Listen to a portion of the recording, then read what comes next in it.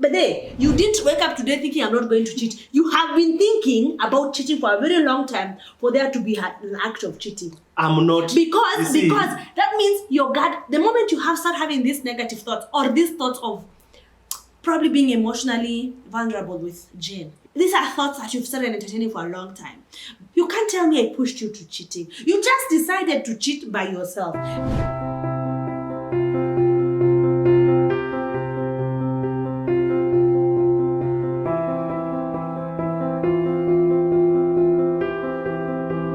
Who is to blame when a spouse cheats? And this is one of those rare videos where Soila and I have not discussed this. So I don't know what her thoughts are on You're this. going to get raw response. So tell us. Who's to blame? The person who cheated is the one to blame. Are you fighting? Do you know you're married? Do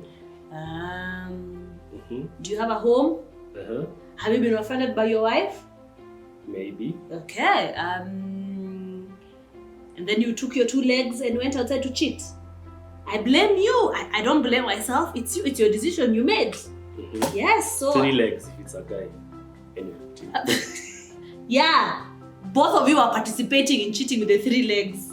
So you plus your 3 legs took part in cheating. So I honestly, seriously speaking, I blame the individual. Yes, there might be reasons and valid reasons why you went out there and cheated, but for sure, I don't blame the reasons. I blame you, the cheater. Okay. For me, you are not wrong, but you're not entirely right. Babe, it's my truth. Don't correct my truth. You, what is your truth? Don't start marking. No, don't mark my answer here. No.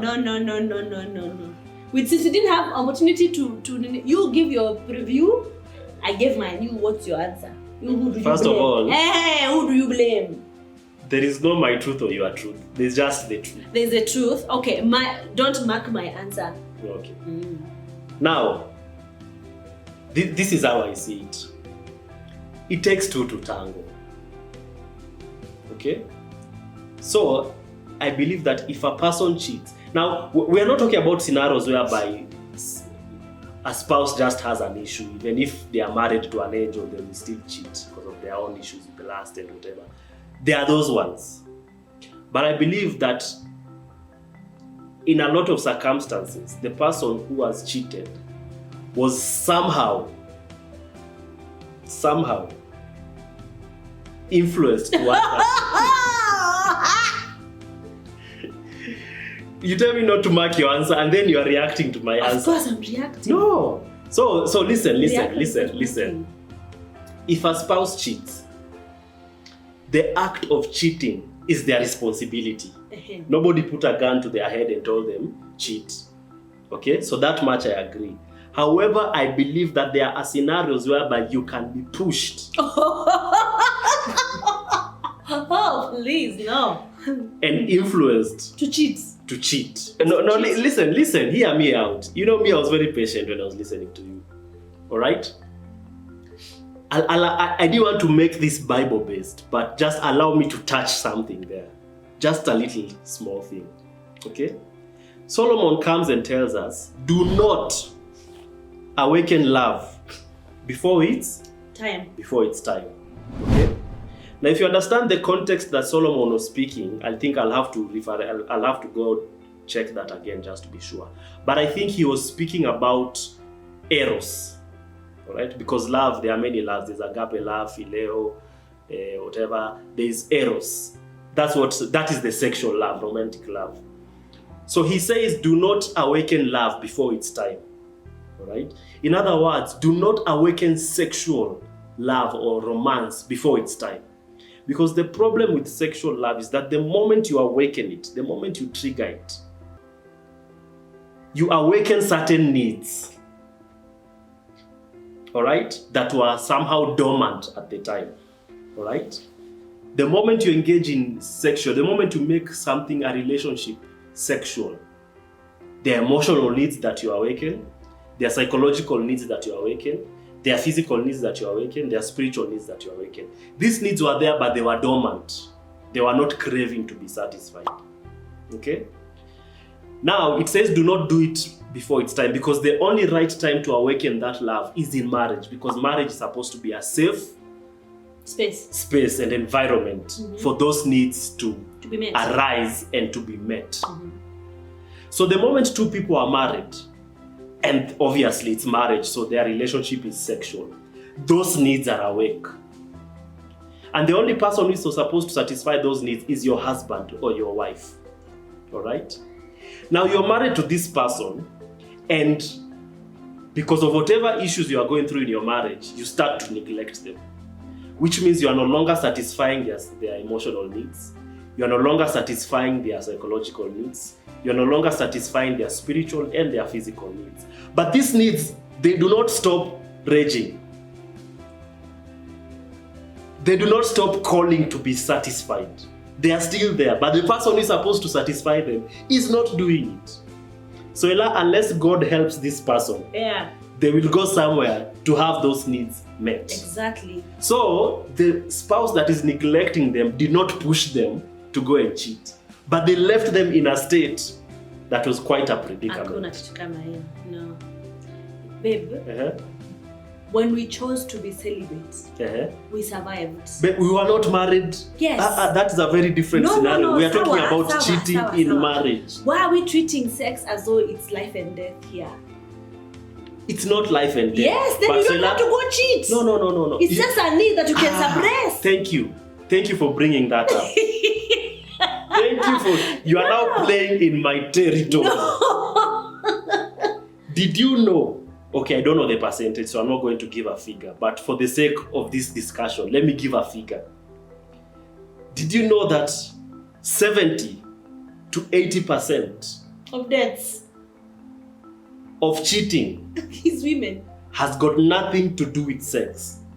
No, it's true, but sex was when many when many men are cheating, you will discover that the women they are cheating with are even less attractive than their wives. Exactly. Which tells you it was not the sex that was pushing them there. It is affection. It is other things. The sex just happened to be part of the package. That's still cheating, emotional. Which means cheating. It is not about sex. There is a need that this other person was able to satisfy, that the wife or the husband is neglecting. Baby, there is no room whatsoever. No wrong or sin you've been there's no way you've been offended so much that you take your 3 legs and go cheat on us. It's not no. You see, listen. Where is the place of you made the vows? If you knew you were going to cheat, and you think if any time, for better and worse, you guys, and the worst part is now where you feel like you've neglected.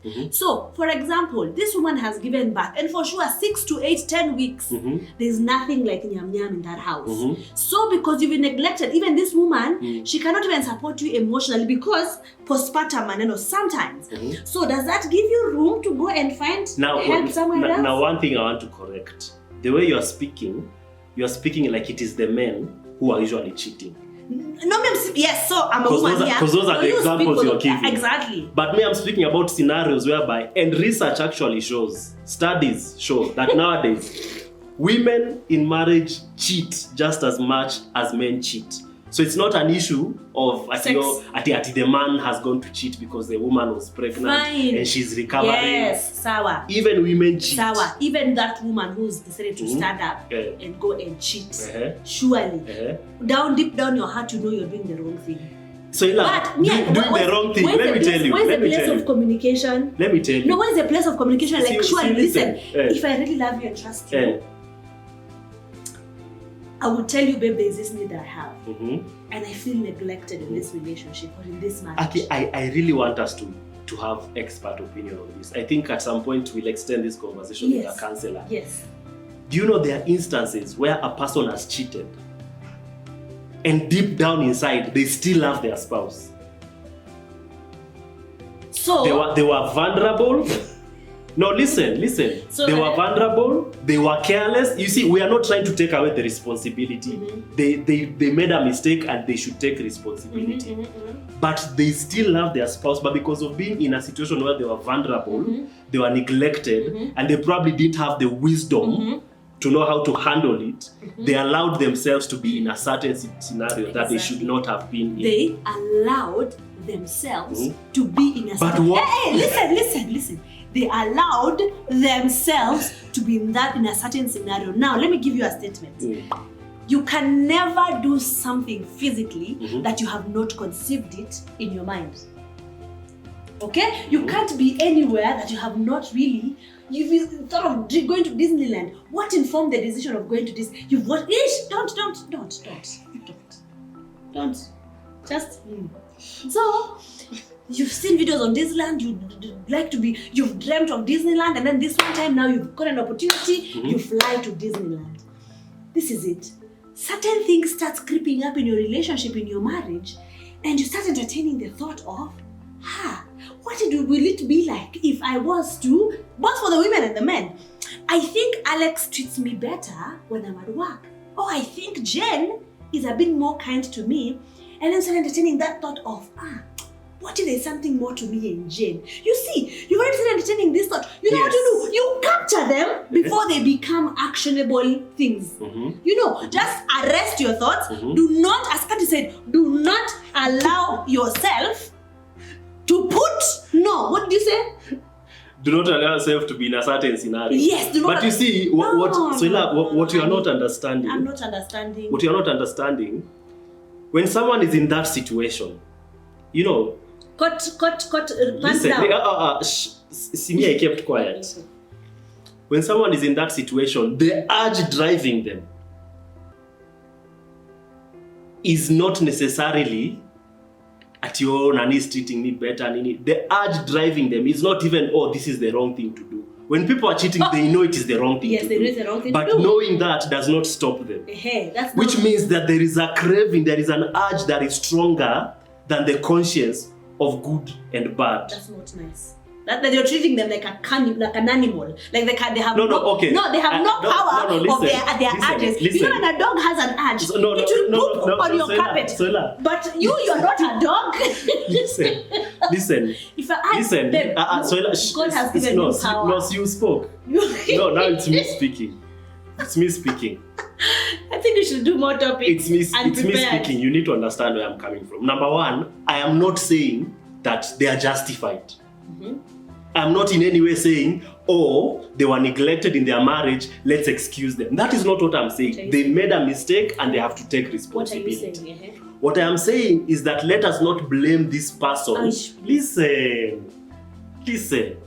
Let us not blame this person entirely and say you are the mistake, you are the issue. Let us interrogate what led this person to making this stupid decision.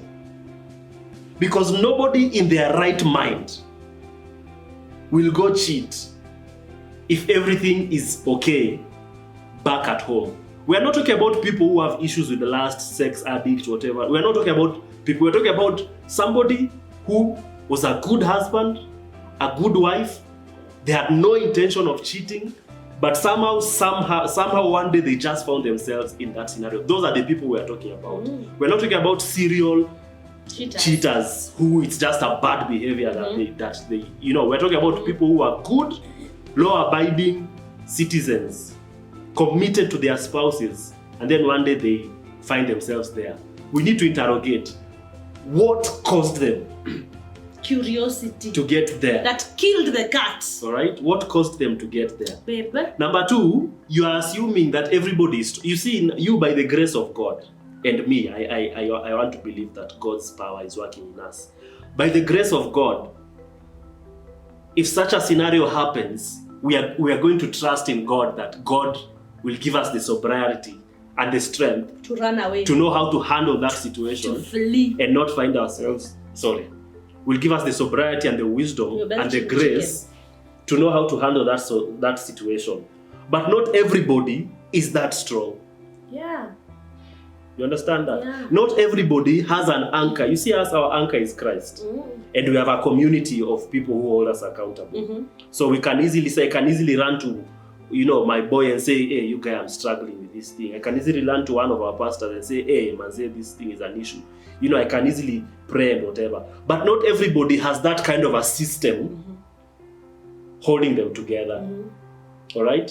Because if you look at stories, people who ended up cheating, we are talking about sober people.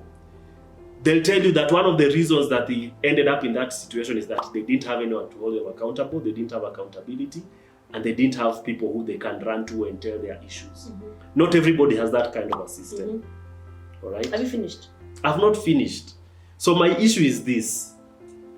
People can be influenced towards certain scenarios. Because listen, a thug here who is hungry, he has a family, his family is running, they are about to die of famine. And he has the ability to rob some M-Pesa shop. Robbing the M-Pesa shop is law. It is a criminal act by the law. And if he's caught, he will face the consequences. But what will he do? Will he let the family die, or will he go and sort that issue and deal with the consequences? First of all, later? you can't compare robbing for food okay, fine. I knew, robbing for sex. Okay, I knew that was a bad example. It was such a terrible example. But honestly, I think by the time you are cheating, it's because of series of wrong decision making. For example, you say you don't have a community, you say you don't have a place to run to. It's a decision you made, because this is not a responsibility of community to come to you and keep you accountable. It's your responsibility to go to community and tell them, all your boys, find a boy and like, man, I'd like to be accountable to you, because vile kunaenda, you track your mind from the moment, you capture your mind from the moment you start entertaining these thoughts. And you're like, since I love myself and I love my wife, actually, these things, you don't cheat at it so that you make yourself happy or so that you can offend your wife. You're just offending yourself. You are the one who's stooping too low by just cheating. But that is sin. You see, by the time that person is making that decision, it's not like anything good will come out of it. Of course, even to himself. But at that time, they are not thinking that way. At that time, they're just thinking, yes, because they've elevated. My wife is treating me a certain way. She has been treating me this way for months, for years. And here is somebody who is making me feel like I'm special again. Like I'm a man again, I'm a woman again. I am valued. Oh, All right? So they're not cheating because they think somehow it's going to end well. Because they've elevated that thought above the right decisions to do, like the right thing to do. I've elevated the instant gratification of having this moment of sexual experience or emotional sexual experience or emotional experience. They've elevated it over the impactful consequences that are going to come out of that particular act. They have completely blocked themselves from seeing what is gonna, or they have chosen to ignore or not to really carry the weight of the consequences that is going to come out of that act, and chosen to live in the moment, present moment, to enjoy, will deal with the consequences later. So babe, cheating is a series of wrong decision making. You didn't wake up today thinking I'm going to cheat. You didn't wake up today thinking I'm not going to cheat. You have been thinking about cheating for a very long time for there to be an act of cheating. I'm not. Because that means your gut, the moment you start having these negative thoughts or these thoughts of probably being emotionally vulnerable with Jane, being emotionally vulnerable with Peter, these are thoughts that you've started entertaining for a long time.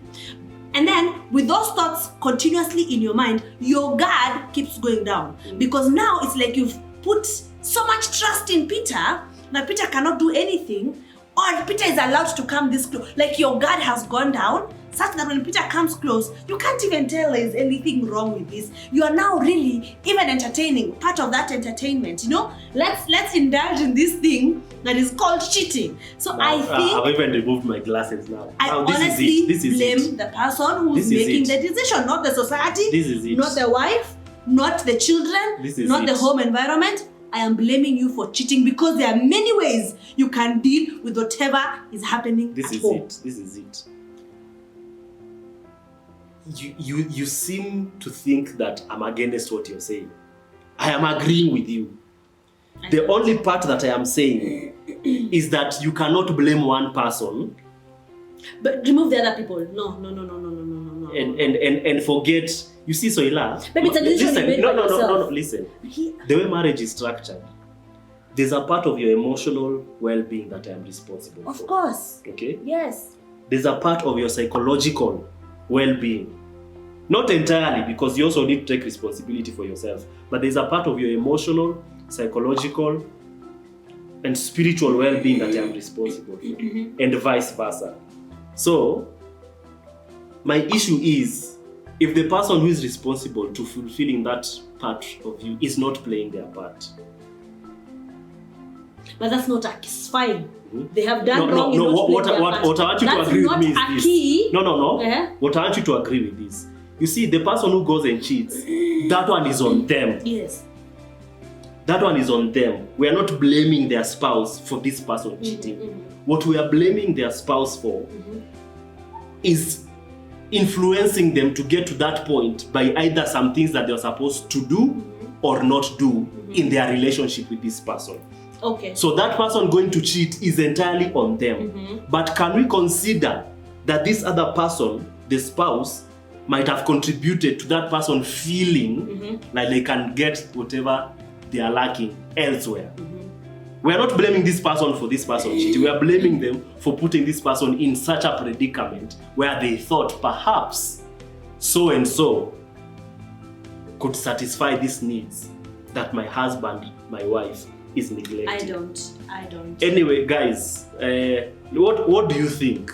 What do you think? Me, I think. No, you already told us what you think. Okay. Those unmet needs open up an opportunity for you to talk about those things in the house. Now, assuming your spouse is the type that they are abusing you emotionally and psychologically. So even when you bring these things up, they are treating you like you're crazy. That's why there are levels of accountability in a relationship. Go to the next person that you think your husband can listen to. You go and tell them, honestly, I've tried this information with my wife or my husband, and it's like they're not even budging. So how can you help me in talking to the guy? There are levels of accountability in a relationship. Conditions might not be okay in the house and all that, but that's not a reason for you. I did not influence you to go cheat. You chose cheating as an outlet. Same thing, I did not influence you. Okay, you see, it's the same thing. I did not influence you to go and take drugs to... But now I have the perfect example. When COVID came, the government wanted the citizens to take a vaccine. Now, the government never came and put a gun in anybody's head and said, go and get vaccinated. But there are things they did to influence people to take the vaccine. They started putting adverts on TV. They started saying no traveling without a vaccine, no opening a restaurant without a vaccine. So they did not make you take the vaccine, but they influenced you by certain things they did. Let's close this. The choice to take the vaccine was yours, but you didn't have to. That's why there are people until today who never took vaccines. But those who took were influenced by the things the government was doing. So, in like fashion, there are people who, even if they are treated badly by their spouse, they have the strength and the wisdom not to go and do it. But there are people who can be easily influenced by certain actions or things that are happening in the house.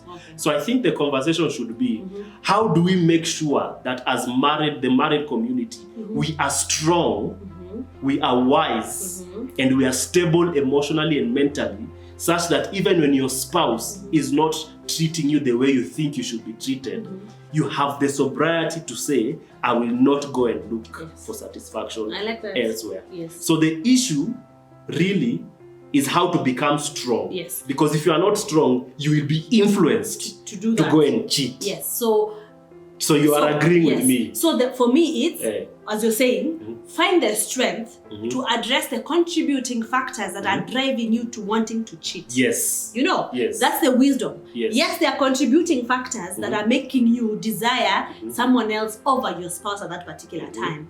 So it's the wisdom for that moment is for you to find the power and the community to help you transition into starting out a conversation to address those contributing factors and just address them and see. Because even when you go to therapy, they'll ask you, so what led you to this? And they'll pinpoint of the places of neglect in their relationship. And then the wife will be told, have you neglected, or the husband, have you neglected your husband in this manner, in that manner? And they'll say, and subconsciously, I didn't know I neglected until they're bringing it up right now. So there's a place of open conversation where I want to understand where I'm neglecting you, and even how you bring it up matters. Such that some of these things you're going to find out from a therapist's room, yet we should have been the ones who are just easily can easily open up to having this conversation with ourselves in the house. And if we have had this conversation and we are not coming to a conclusive decision, then let's go to the third party and now say, I think we need a therapist for this particular matter to help us decode what exactly is happening. Because I feel like you think I'm not meeting this need in you, yet me, I feel like I'm meeting it, or I'm not probably meeting it because of this and this issue within me. So everybody has an issue, but no one is talking about their issue. So they are neglecting each other because of their focus is not even on their spouses. Their focus is on what they are missing out on. Anyway, guys, like, comment, share, subscribe. Do not skip the ads. All right. Not so yeah. Yeah. So. What do you guys think? Comment section. Let the comment section be on fire. Speak. Want to hear your opinions. Is it something you've gone through? Are you cheated on? Are you the one who cheated? What are the contributing factors? Are you planning to cheat? Are you planning to cheat? Did this video come at the right time? Yeah. Are you looking for a community or ways to just help you stay on guard and be faithful? Yeah. What do you think? Let us know. Have a festive video. Christmas season. Wow, festive Christmas season. Have a festive season. Have a Merry Christmas, guys. Have a Merry Christmas. See you. And for crying out loud, don't cheat. Don't cheat.